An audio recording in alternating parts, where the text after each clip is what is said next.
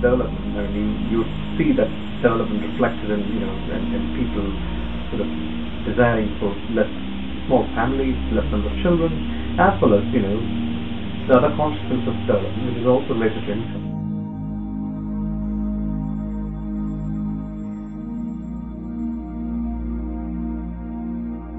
I think development is definitely going to contribute to aging, population aging. And the question here is that, well, when you think about aging, is it going to be an aging which has to be a healthy aging, or is it going to be an aging with problems?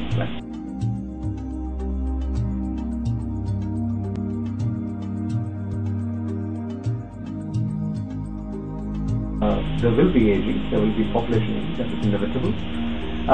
There are some challenges, particularly in terms of policy, not just challenges in terms of economics, like pensions and so on, because we also need a very youthful population to support the aged population. But there are other challenges for the public health and the and health services, and social care as well.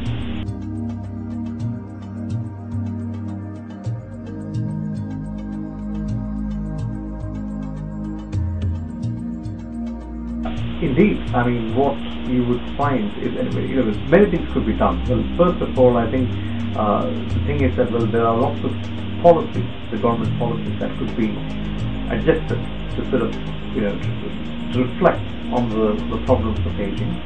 Well, what we need to do is that we need to maintain a balance in the population. So how do we maintain that balance? Is that to make sure that there is, there is what is called in demography, there is a terminology used for what is called replacement fitness. That means each generation would have sufficient numbers to replace the population. So if you have two children, your parents, then if you have two children, then that means there is a replacement.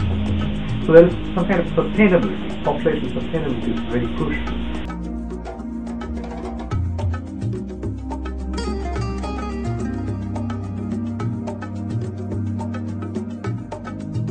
I think the government needs to really, tackle. I mean, there are several interventions that are straightforward, but it requires a lot of coordination.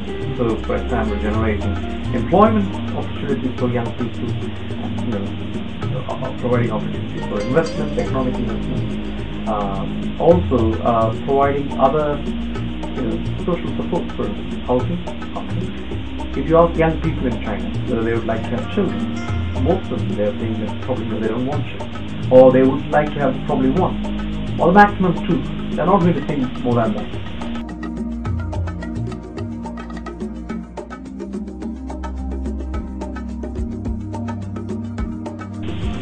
The impact of that policy is quite visible these days.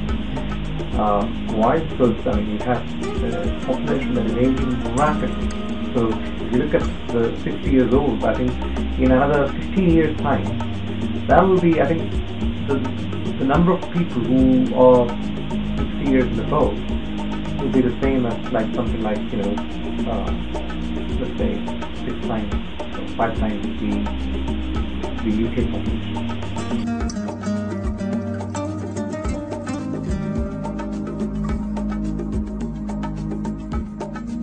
And I think in the very near future, China will have to sort of take their hands off and look, families, couples, young boys, young girls. What you can decide on how many children you would like to have. I think that's quite important for the population balance.